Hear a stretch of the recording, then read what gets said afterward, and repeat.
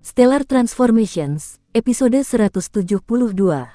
Untuk melihat video selengkapnya, sahabat bisa kunjungi playlist yang telah disediakan. Yuk mari, kita berimajinasi bersama dan masuk ke alur ceritanya.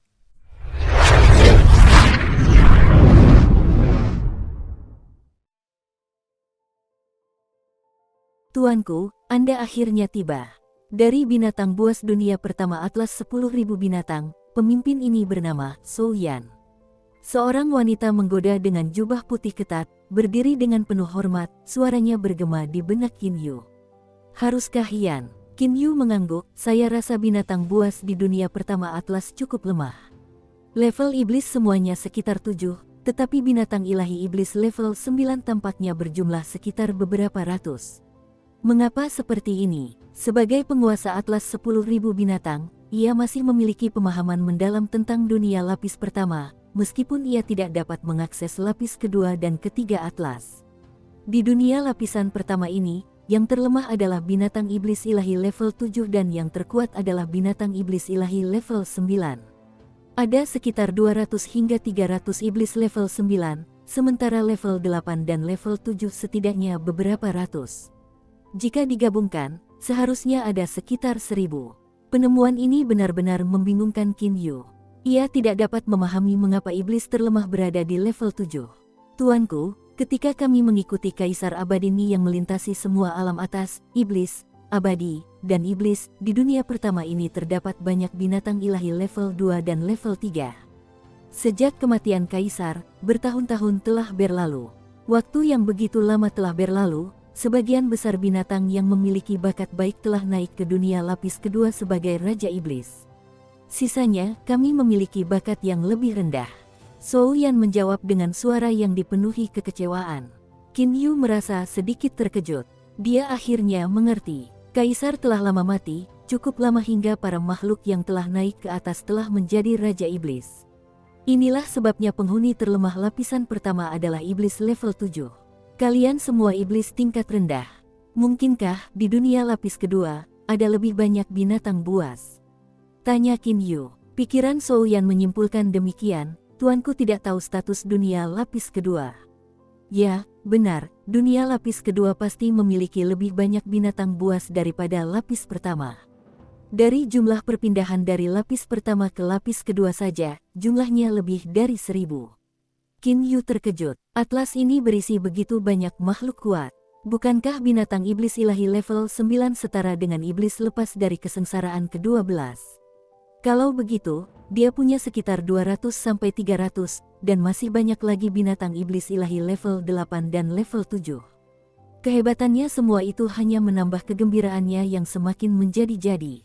Pantas saja Mengan, Ao Feng, dan yang lainnya begitu bernafsu ingin mendapatkan atlas ini. Karena mereka berada di level Raja Iblis, dengan atlas ini, mereka bisa membuka dunia lapis kedua. Dengan begitu, mereka bisa mengendalikan semua monster, termasuk Raja Iblis di atlas. Mengikuti alur pemikiran ini membuat Qin Yu cukup ketakutan.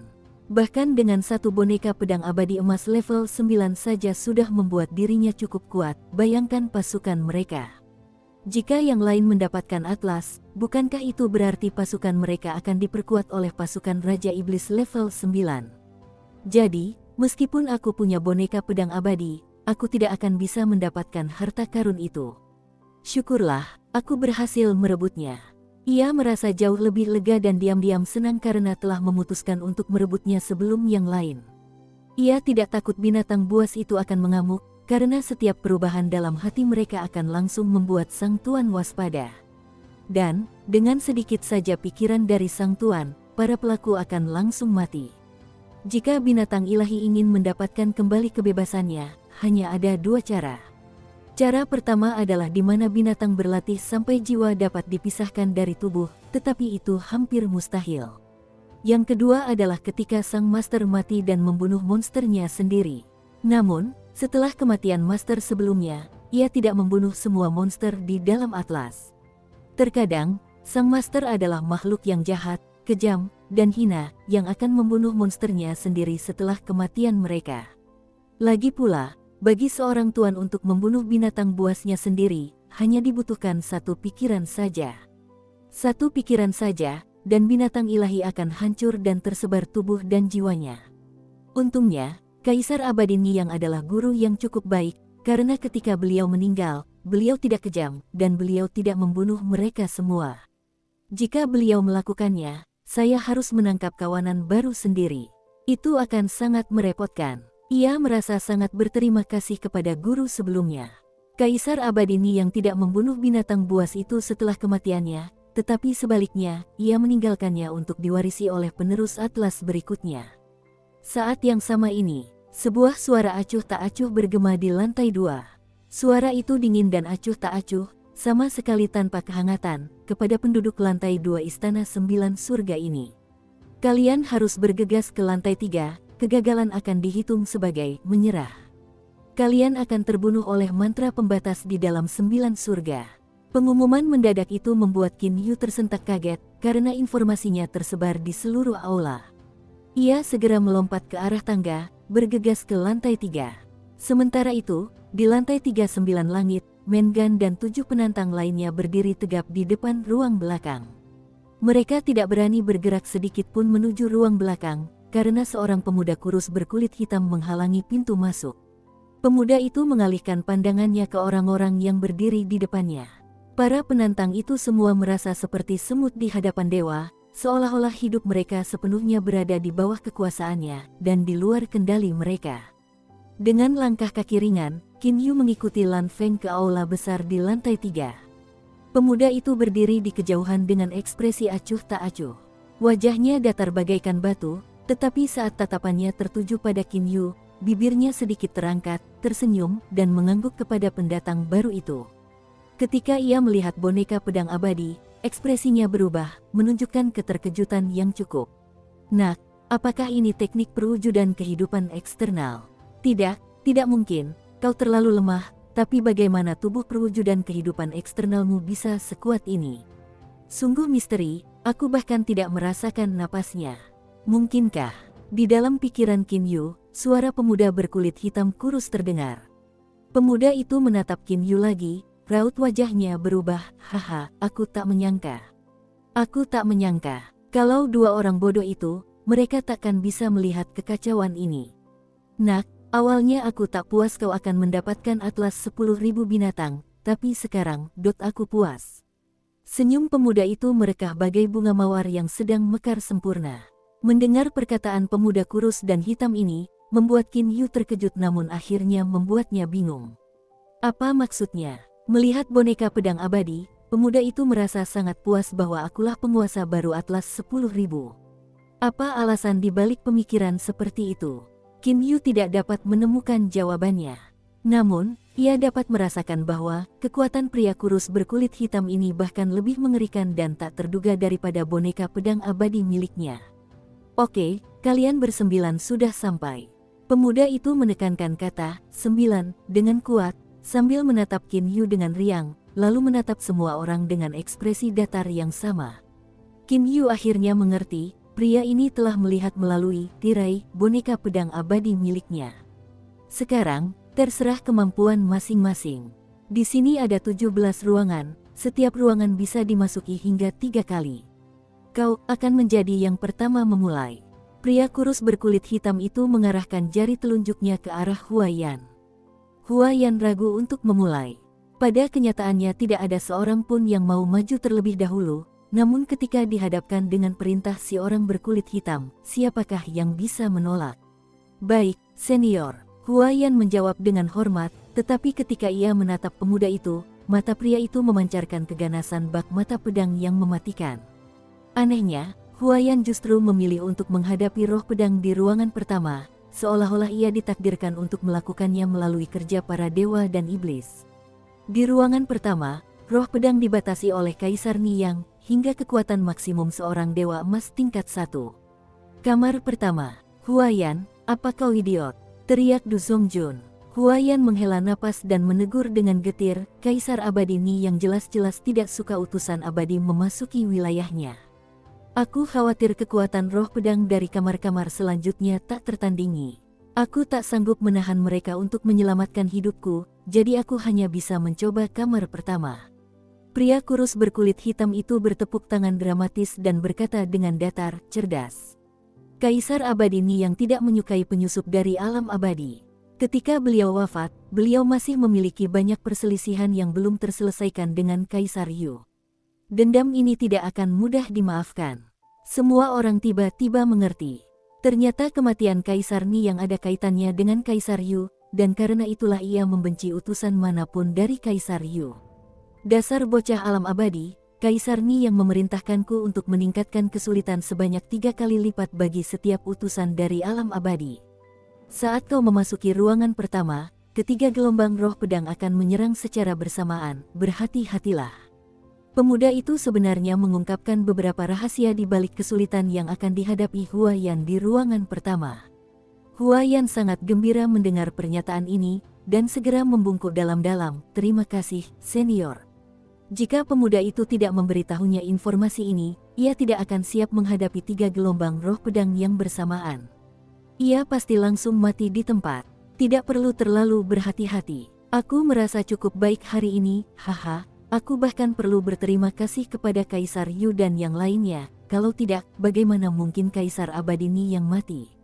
Dan, bagaimana mungkin Atlas 10.000 binatang bisa memiliki pemiliknya saat ini? Pria kurus berkulit hitam itu berseri-seri gembira. Di satu sisi, Qin Yu mulai memiliki kekhawatiran tentang pemuda itu. Tampaknya pemuda ini tidak terlalu peduli dengan kematian Ni Yang.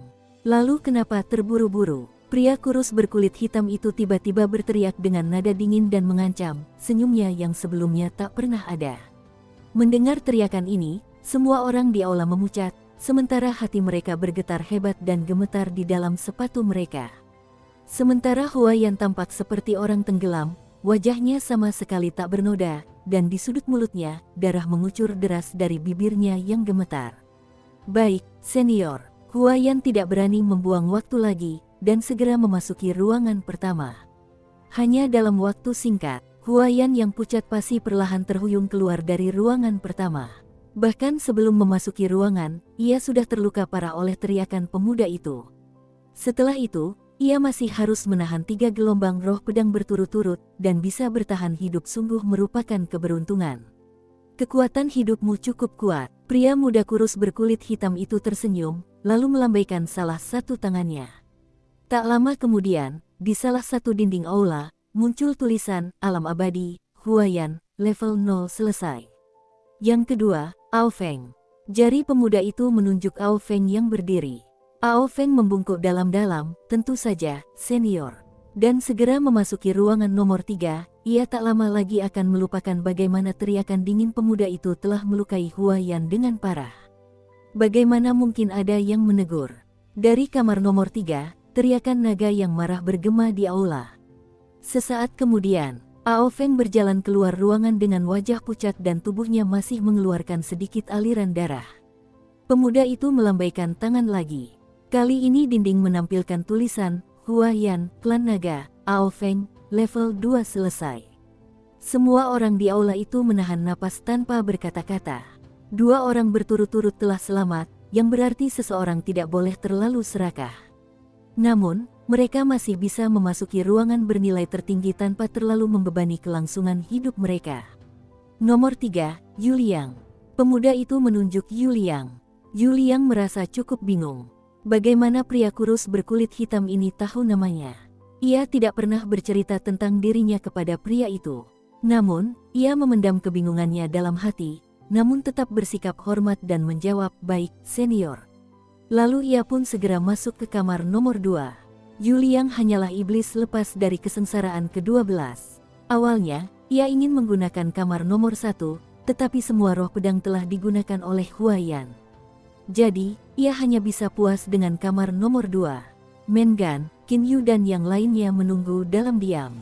Siapa yang paling dekat dengan orang terakhir yang pergi, akan dapat secara akurat menentukan ruangan terbaik untuk dimasuki. Tak lama kemudian, pintu ruang kedua terbuka dan Yu Liang ambruk ke aula utama. Pakaiannya hancur berkeping-keping, tubuhnya berlumuran darah. Lukanya sangat parah sehingga ia tak bisa menyembunyikan penampilannya yang rapi dan tampak menyedihkan di tanah. Untungnya hanya 1 gelombang roh pedang, dan untungnya aku punya peralatan iblis kelas atas. Kalau tidak, jika ada lebih dari satu gelombang, aku pasti sudah mati. Yuliang gemetar dan berusaha merangkak keluar dari ruangan, luka-lukanya sudah mulai pulih. Pria berkulit hitam kurus itu tersenyum dan mengangguk, lalu melambai lagi. Di bawah nama Huayan dan Ao Feng, muncul yang lain, klan iblis, Yuliang, level 2 selesai.